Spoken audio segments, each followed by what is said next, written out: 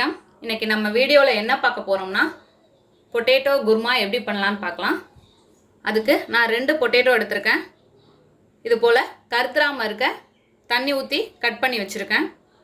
ஒரு சின்ன துண்டு இஞ்சி, 10 பூண்டு பல்,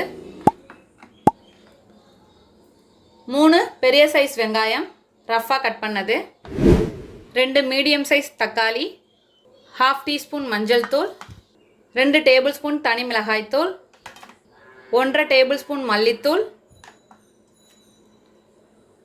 1 டீஸ்பூன் கரம் மசாலா, 10 முந்திரி பருப்பை தண்ணியில் ஊற வச்சு வச்சுருக்கேன். இதில் ஒரு சின்ன துண்டு பட்டை, 2 கிராம்பு, 2 ஏலக்காய்.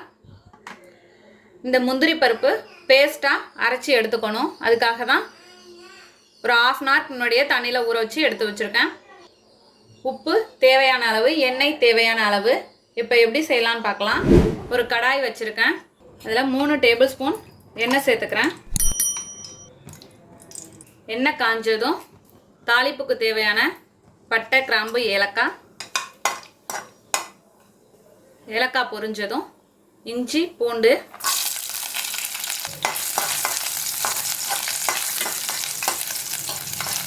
நல்லா வதக்கிக்கோங்க. அதோட வெங்காயம்,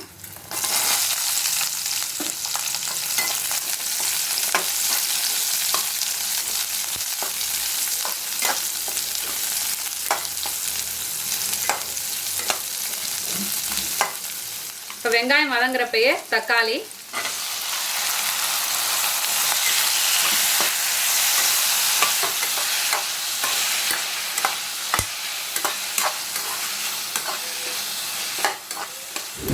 இப்போ குருமாவுக்கு தேவையான அளவு இதில் உப்பு சேர்த்துக்கலாம்.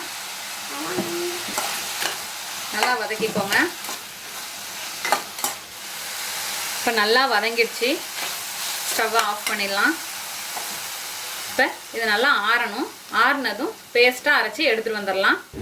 இப்போ வெங்காயம் தக்காளி ஆறுறதுக்குள்ளே நம்ம குக்கரில் வதக்கிடலாம். அதனால் ஒரு குக்கர் எடுத்து வச்சுருக்கேன். இப்போ குக்கர் ஹீட் ஆகிடுச்சு. இதில் ஒரு 2 டேபிள் ஸ்பூன் எண்ணெய் விட்டுக்கிறேன். இப்போ எண்ணெய் ஹீட் ஆகிடுச்சு. நம்மளோட வெங்காயம் தக்காளி ஆறிட்டு அரைச்சி எடுத்துகிட்டு வந்துட்டேன். நல்லா ஸ்மூத்தியாக அரைச்சி எடுத்துக்கோங்க. இப்போ எண்ணெய் சூடானதும் இதில் மஞ்சள் தூள், மிளகாய் தூள், மல்லித்தூள் எல்லாம் சேர்த்து கலந்துக்கோங்க. கருக்கிடாமல் கலந்து விட்டுக்கோங்க.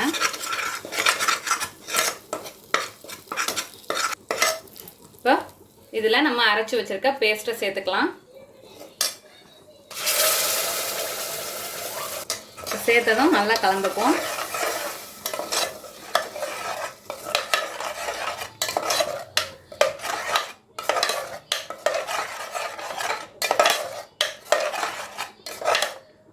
இப்போ அதோட நம்ம கட் பண்ணி வச்சுருக்க உருளைக்கிழங்கு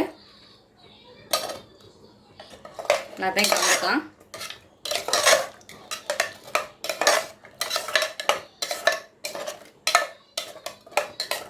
கலந்ததும் இதில் கரம் மசாலா சேர்த்துட்டு நல்லா கலந்துப்போம்.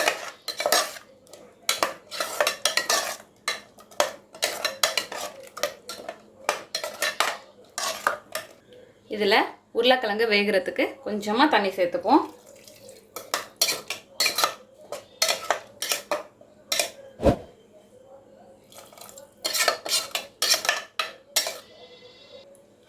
அவ்வளோதான். இப்போ க்ளோஸ் பண்ணிடலாம். மீடியம் ஃப்ளேம்லேயே வச்சுட்டு 2 விசில் விடுங்க.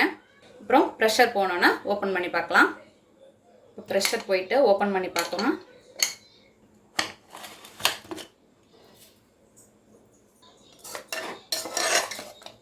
நல்லா வந்துட்டு ரொம்ப குழஞ்சிடக்கூடாது. இந்த போல் தான் இருக்கணும். இப்போ இதோட நம்ம முந்திரி பருப்பை அரைச்சி எடுத்துகிட்டு வந்தாச்சு. ஊற வச்சுருந்தா முந்திரி பருப்பை நல்லா பாலாட்டம் அரைச்சி எடுத்துகிட்டு வந்துட்டேன். இதை இதில் சேர்த்துக்கலாம். சேர்த்தாச்சு. இப்போ ஸ்டவ் ஆன் பண்ணிக்கோங்க.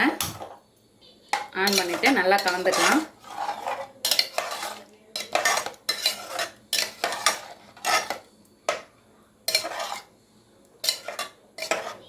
இப்போ இந்த ஸ்டேஜில் உப்பு செக் பண்ணிக்கோங்க. இப்போ இதில் கடைசியாக கொஞ்சமாக கருவேப்பிலை இலை போட்டுட்டு இதை க்ளோஸ் பண்ணிப்போம். வெயிட் போடாமல் ஒரு 2 நிமிஷம் கொதிக்கட்டும்.